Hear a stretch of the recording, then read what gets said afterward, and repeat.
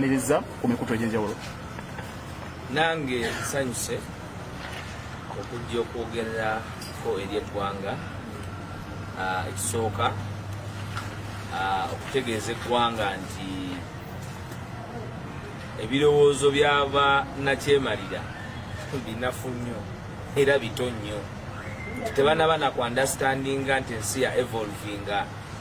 Ffe tubakwata manual kubanga bali manual. Naye ate ffe tuli automated. Kitegeeza nti bo we bandabira ate si we mbandi. Mbamba waddeko just yako ke baba bendowooza nti ge maanyi ge basaanidde. So programu eyo ezefuna okusoomoozebwa nga balowooza nti basooka ne balowooza. Programu eyo twakitandika ne RDC Kinobe n'agivaamu ne baleetamu looya n'avaamu. Babadde banoonya NRA asobola okujja annyonnyola ensonga ezo nga bwe tuzinnyonnyola mu eyo programu n'ababula kakasa gwe bakyanoonya. Naye ate ffe tetuyimiriddeewo ku programu ezo, era nagamba abaali bawuliriza programu eyo yanamwatulira nti akaseera kajja kutuuka nga bw'otega channel tokyampulira ku Pal FM, kubanga emboozi gye tutambuza message gye tutambuza yakwenunula. Kakati oli gwe twenunulako yalina obuyinza, yalina amapeesa, yalina emmundu, yalina sente, yalina okutiisatiisa. Is the coward. So kyabuntu nti bagenda tiisatiisa emiwaatwa gyonna gye tuyitamu okutuuka mu bantu. Nga we batukwata nga tuzze ekyenjojo, nga we batukwata nga tuzze ekaseese, nga we batugaana okuyingira ebusoga, era bajja kutugaana n'okubeera ku mireereeto egy'enjawulo. Si kyekinaaba kisoose gwe bw'oba obadde ogoberera sikyagenda ku TV ezimu zabaninga sheezo, kubanga shee ezimu bantuzanga n'abatemu nga show ya balometa bantuzanga n'omutemu Kasolo. Bw'otunuulira show ziri endala ne batuza n'abantu abatayina nsa nga Frank Gashumba. So ate nga bo balaba nti bandisaanidde okuba nga be babeerawo kubanga bo bajja n'omugaati mu mpale. And journalism yafa ate tebaagala tukyogereko, naye journalism bw'omutunulira abantu abasinga bakola nnyo ekyo ekibanguyira oba n'oyo omuntu agenda okubanguyiza ebyenfuna. So it is important nti ffe abakola omulimu guno ogwamenunula tulina okumanya nti buli we tuli wakasera. So nze ndowooza nti abantu abali ku Pal bawuliriza Pal, it is evident nti gye bujja bwe banaaba batukiriza okomawo tujja komawo, bwe banaaba tebatukiriza komawo. Ffe emiwaatwa nze okugamba nti bangaaginze, of course waliwo n'okwagala okuntemulira mu kasirise. Government erina plan okuntemulira mu kasirise, batemule Waiswa abantu gwe batawulira nga naye yatya ogenda ku lediyo, yatya okubeera mu bantu, yatya okuyimirira ku nsonga. Baagala bantemulire mu No Man's Island ng'abantu tebawuliza standi yange ku nsonga ya ggwanga, era kyekyo kye bagezaako okukola. Naye nze mbalaba nze okuntemula nakyemalira alina okumira emizi, amanye nti atemudde Waiswa. Tagenda atemula Waiswa. Waiswa is going to remain the Waiswa people. Nokuba nze byenyimiriddeko si byange, nze byenyimiriddeko kati nze bwenti okuntemula mba nzikiriza otemula mutabani wange, kubanga mutabani wange ayinza okuba ow'obusagwa okusinga ate nze. So byenkola si byekolera, byenkola mbikola for my country, for my people, for my children and for my grandchildren. Because buli bw'obeera mu society, buli bw'obeera mu kitundu nga bakubisa akatambaala gwe okulaba ky'olina okutambuliramu, ekitundu ekyo njagala gw'omanye si ky'olina okutambula nakyo. Amazima gatufuula ab'eddembe, era singa mba nyimiridde ku mazima ne bwe bantemulira ku mazima sinze mba nkoze ki? Sinze mba nsoose. Ekyandinumye kwe kuntemulira ku kintu nti si mazima. Ekyokubiri, nze njawukana oba bannange abali ku sayidi eyaffe twawukana ne bali okubatemula kyabulabe era kiba kipya mu matu gaabwe. Naye nze nalaba Yasin Kawuma, nze nalaba Rita Nabukenya, nze nalaba Frank Senteza, nze nalaba Kasirye Ashraf ng'akoma ku mugo gw'entaana, nze nalaba zigi wine nagenda ne muzika emitoma so ku side yaffe okukaaba nga batusse yebadde ngombo gye tugamba bannaffe nga bamaze okutta abantu November kubanga ekyali glaring lwe lunaku lwe bawamba Kyagulanyi muze tuyita luwuka masaka ne batemula abantu ekyeyononere ebyo byonna ffe baali babikola nga babikola bantu baffe kubanga ffe tuli bantu ba wansi buli lunaku abantu abatemulwa abakazi abatemulwa abakazi abakwatibwa abaana abattibwa abaana abatemulwa abasibwa buli lunaku namba yaabwe nene nnyo okusinga gwe bolowooza nti Waiswa agenda kutya okubeera saddaaka nze nyimiriddewo ku ekyo kyenzikiririzaamu ng'omuntu nti bwe ndiba nkituusizza eri bannayuganda ndiba mbawadde ekisooka okwefuga n'okwesalirawo butya bwe balina otambuza eggwanga lyabwe. It's the calling. Our calling is to remove dictator Museveni from power. Era buli bwakola ekyobwannakyemalira n'atemulayo omuntu nze nga mmanya nti omulamwa gwendiko gw'okugyawo nakyemalira mutuufu era siyinza guzikiza kubanga bw'atatemula beŋŋamba nti nakyemalira balowooza nnimba. Tulina bannaffe abamu badde balowooza nti okufa kulina monopole ate nga nakibagamba nti death has no monopoly. Mu state ng'eri mu reign of terror ng'etemula buli gwebebuusabuusa buli omu afa. Mu 1893 bwe mba seerabidde ye yali period gye bayita eya reign of terror mu Bufalansa. Naye mumanyi nti reign of terror oyo n'oli eyali ali in charge of the guillotine method Robespierre naye baamutta nga bakozesa guillotine. Era bwe yali afa n'alamba nti ngenda ne kino kyennyini kye natandikawo nange kyekintutte kuba nvudde ku ekyo ekibadde eky'abantu. Ebyo ebigambo ffe tetusobola kubyerabira ffe kye tuyimiriddeko era platform kakati bagenda atadaba Waiswa atabeera ku ledi tulabe baba namusobola kubanga owa ledi abalemi kati kabalabe Waiswa ali online kabalabe Waiswa ali everywhere kabalabe Waiswa aziika kabalabe Waiswa mu mbaga because we are moving the message. Nze His Excellency Robert Kyagulanyi President gwe twasiima ne tukwasa enkasi ey'okukyusa Uganda n'okutereeza Uganda. Bino byonna ebiriwo mu kittavu kiri ekyotereza Uganda yabitulaga era yabitulalika.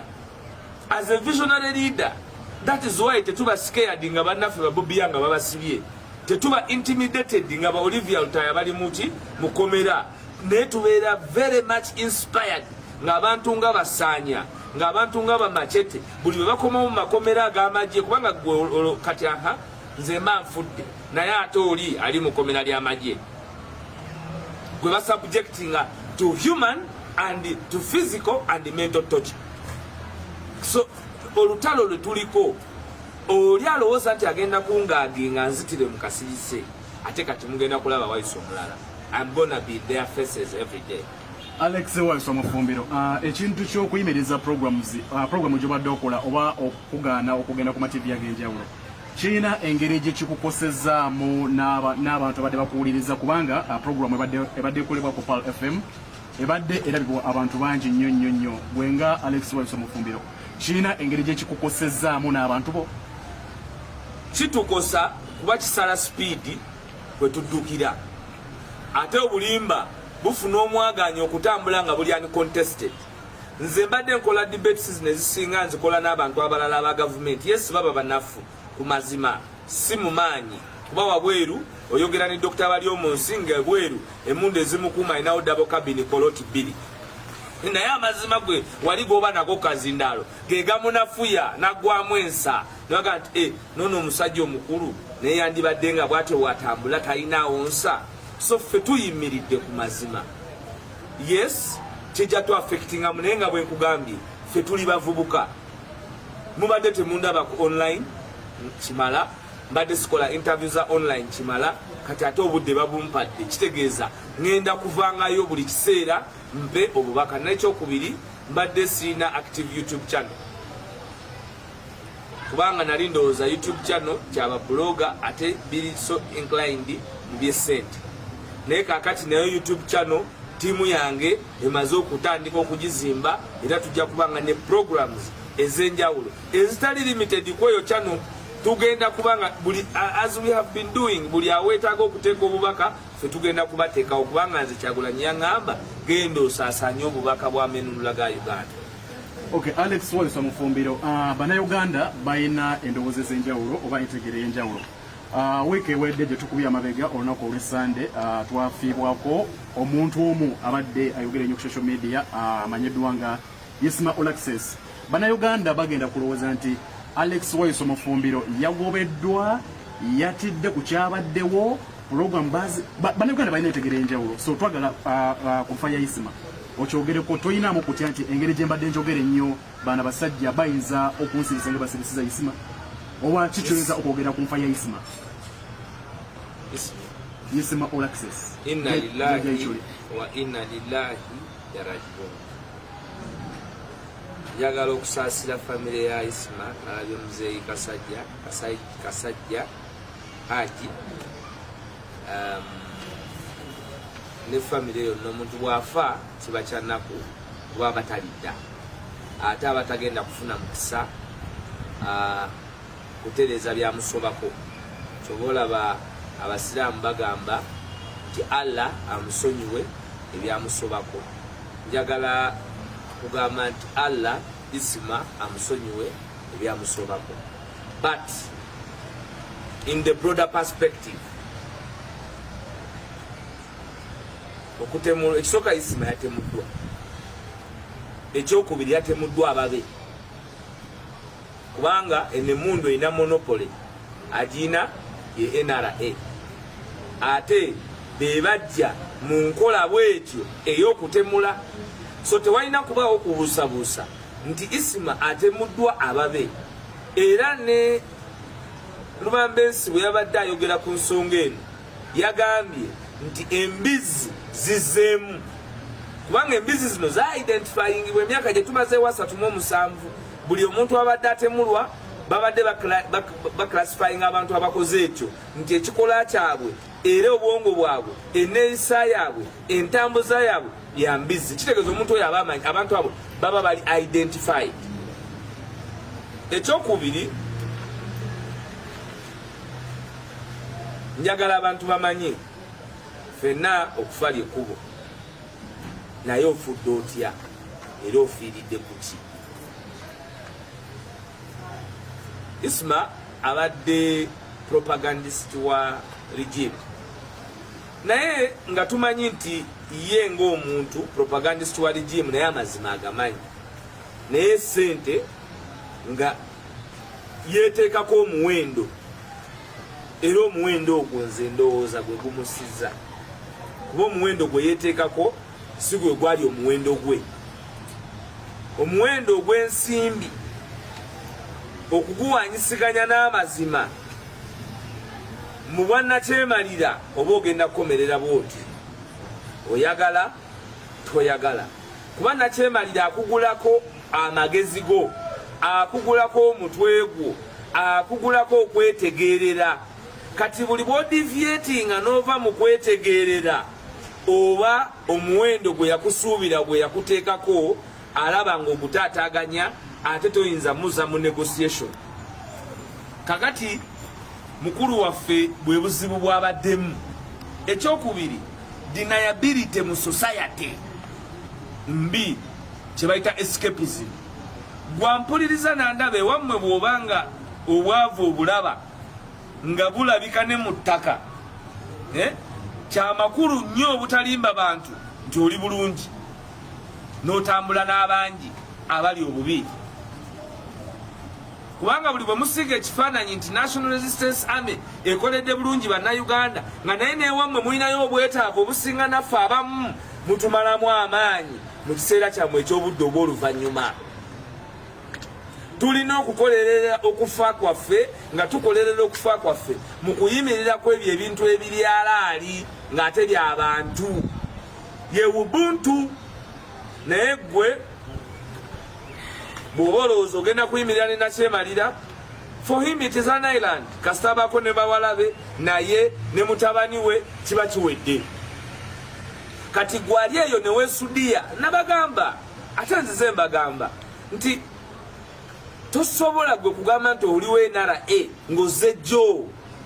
Kino ekintu kirina abantu baakyo era walabye mu kumuziika bonna babadde tebayinza kufuna budde buva mu nte zaabwe nti babadde balina kuba mu nte eri gye babeera nti bajja kuziika Isma era baweereza bubaka kuba tebasobola kumubalanga muntu tasaanidde kubalibwa mu bantu ye yaba yeerimba nti ali nabo gweomuntu ayinza okuba owuwo ne muziika miliyoni 5 naye nga musaba bya busika bya ggwanga nga wammwe mwagala busika bwa ggwanga okubujja ku kitammwe naye ne muziika miliyoni 5 ne pirawo w'ennyama batamala kuba ente ya miliyoni 2 era abo bwe balina okutandika abantu okwerinda mumanyi n'ekyo ekintu abantu kye bajja ne mufuna pseudonames olinaga nti ye simple nze dda bampitanga simple edda abaana abalala nga bampita simple olinajja naga nti ye simple n'otamanya buvo bwe na buddo kubanga omuntu ng'oli wa wano nakabala kubanga eri abantu abawagira biri biprojekiti ebirala tibakkirizibwa toyina jjajjawo toyina bewamwe toyina mwana you can send osobola okwagira MK project nze siiza nenya Frank Gashumba talina moral stand mu society talina success story so ye ne bwabeera ku eri project naye gwe bw'oba olina obuvo n'obuddo wano tosobola kuwagira kintu kukifaanana bwe kityo so okutemula kwe era kugenda kubeera unresolved tebasobola kuresolvinga kutemulwa kwa Isma nga tebalisolvinga kutemula kwa Kaweesi nga tebalisolvinga kutemulwa kwa Joan Kagezi nga tebali tosobola they will not resolve it ekisooka enkwata ya criminology nfu from the start nze ndi student wa criminal unfortunately muganda wange oyo afudde ate yabadde abusabusa amateeka gesobola okubanga manyi naye kati kambosa omukisa guno okutangaaza singa okufaako kuba kuli kwakufuna obwenkanya omulambo bagujjawo ku ssaawa 7 ku scene of pride ogwa jjajja Ichuli ne baguwa famire ku ssaawa 8 mwe bannayuganda abandi abana abampuliriza njagala okkirize nti between ssaawa 7 ne ku makya ssaawa 4 tewali yali akutte ku mulambo gwa jjajja Ichuli nga medical personnel oba nga musirikale era esente ezalabiridde omulambo okugukirininga okugjamu amasasi ogwa jjajja Ichuli kigambibwa zasasudda Hamisi Kigundu ne Haruna Kigundu kitegeeza gavumenti yaluzinze responsibility n'ey'okumanya ebibadde mu Isma biri luddawa naddala amasasi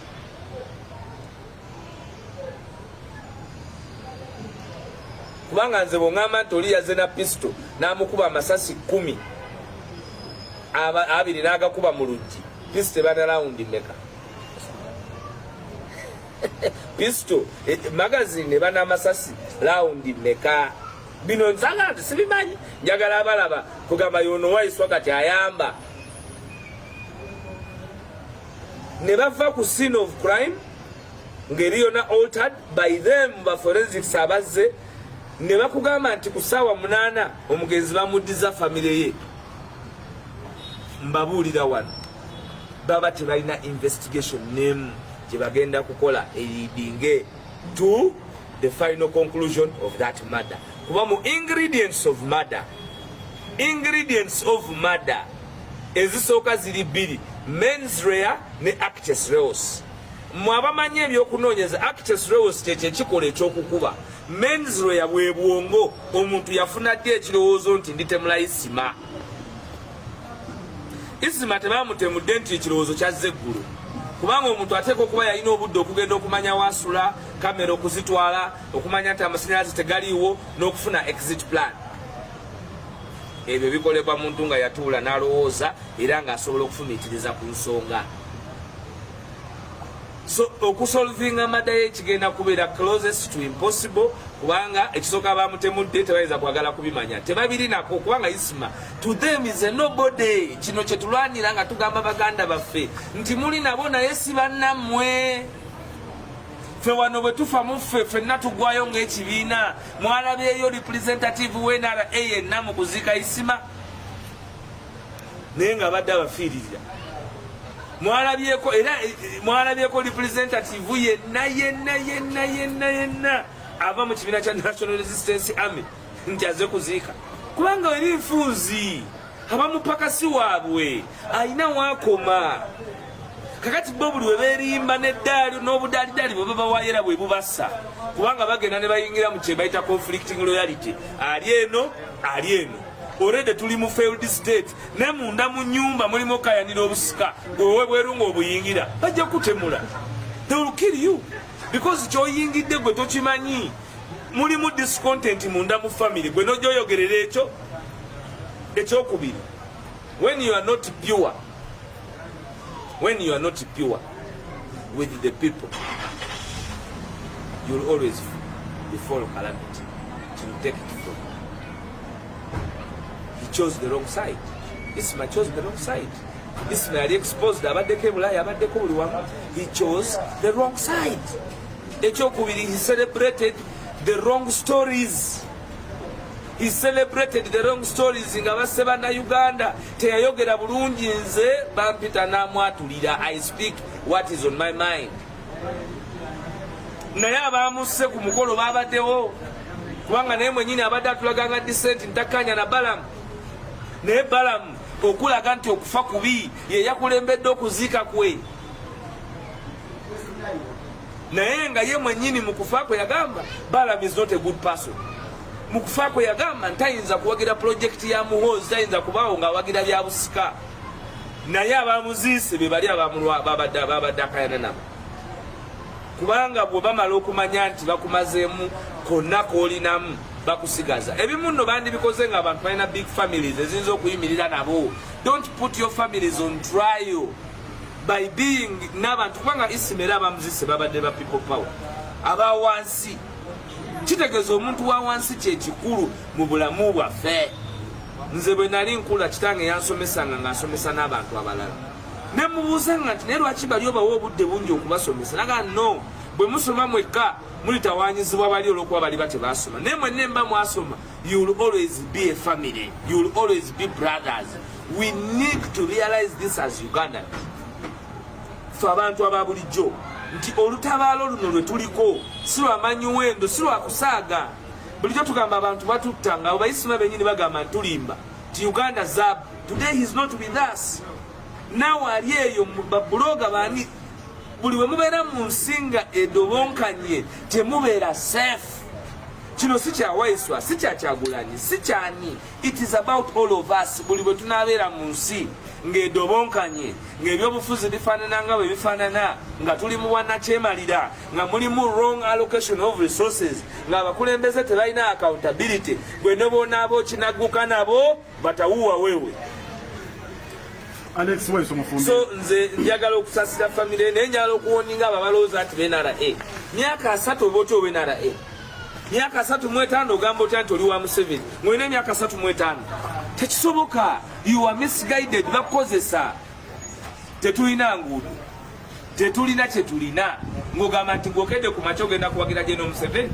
After 37 years nga bo balowooza nti enguudo zibanga birevu nti bikeera ne bimera. Because they have lived a lie and the lie has caught up with them. Omuntu aba yali alowooza okufa ku myaka 2 bw'afa ku 3 ayinza okuba nga byalina okutegeka ku 3 yabitegeka era yejjusa. Ffe bwe twali tukola ebibuuzo wabangawo omwana eyagamba nga it's now or never. Ne mwabangamu abasabirira nga strike ebeerewo bw'okya essomero ebibuuzo babijjewo. Nga yo obulowoozo buga nti bwe twokya essomero situkola bibuuzo tebateri asaba lipooti. Nebangayo abaali abagezi ng'ate bo lipooti bagisanga ku empiriyo. Omusomesa asomesa mulala n'agaba lipooti ate mulala aba mu kibuga. Kakati abantu balina okumanya obuteekubako njawulo okugenda okukubisa kuba kati Isma abadde ng'agenda n'agamba nti teyasomye naye alina lipooti ya empiriyo. Kati eyo lipooti etuuka n'ebanga era temalaayo nga baagala eri ey'okusomero. Era lipooti y'okusomero gemenunula getwogerako agasaanidde buli omu. Gwali eyo ng'oli buloga, gwe ali eyo ng'oli news reporter, gwali eyo ng'olina byonna by'olimu. Mpulira abamu kati batandise ngombo nvudde mu byobufuzi, ova otya mu byobufuzi nga bye byamusse. Toyinza va ku kise muntu kubanga kitegeeza we need to cure the problem, not to run away from the problem. Nze nange eri eyaŋŋambye Waiswa genda mu exile. Temubuuza ate nze sobola okudduka mu lutabaalo. Nze ndi ku front line. I don't have intentions of leaving the front line no matter the cost. Ekyokubiri, ffe abalwanyi abali mu kino nganze famire yange teyandyagadde kuwulira mboozi bweti naye nze kyenasooka okusayininga ye death warrant nze sikyali moving target nze ndi dead target oba ontegedde I'm a dead target because I know the cost of fighting dictatorship. Ekitiisa bannaffe bali nti bye tubadde nga twogera nga bagamba si bya ddala kati obubaka bwenjagala musalemu mwena mubagambe nti bino bya ddala. We need to liberate our country. Abantu abatugamba nti bayimiriddewo ku security kale abaNUP tusaanidde okufeera tuyinza okuttibwa Ichuli yabadde asaanye okuttibwa era bwe muba temulisolvinze kutemulwa kw'omuntu nga Ichuli muyinza kakasa mutya ensi nti mulina obusobozi obuyinza okusolvinga okutemulwa kwonna. Batemula Sheikh Bayiga, batemula Sheikh Sentamu, batemula Sheikh Hiria, batemula Sheikh Muzata, bata gundi Bishop Kagwa, bata Bishop Sprian, bata Bishop Luanga. Ebyo byonna bize bibeerawo nga tubiraba. We cannot run away from the truth. We will be lying to ourselves. Waiswa Mufumbiro, okuyimiriza programu yo ku Radio M. Nkakasa badde balowooza nti bagenda kusaba omuliro. Abo badde oyogerako naffe ogambye nti olina ttiimu yo muli mu kuteekateeka YouTube okulanguyisako message yo togenda kusirisa. Ekyokutemula Isma. Gwo Isma badde tasirika. Era bw'otumanga twogera ku bantu aboogera ekintu nga bwe kirina okubeera. Isma badde tayogera bintu nga ebeera. Isma yali yagulibwa regime nga representing okubeerawo kwa regime ekyo saagala ate ekitibwa mu kimambo. Abadde tabyogera nga bwe birina kubanga bwe yabyogera okujjako abadde avaayo ne yeerimbika mu sayidi y'abantu olw'olumu okusigala okubeerawo ne kituyita existentiality naye nga ye abadde puppet wa regime.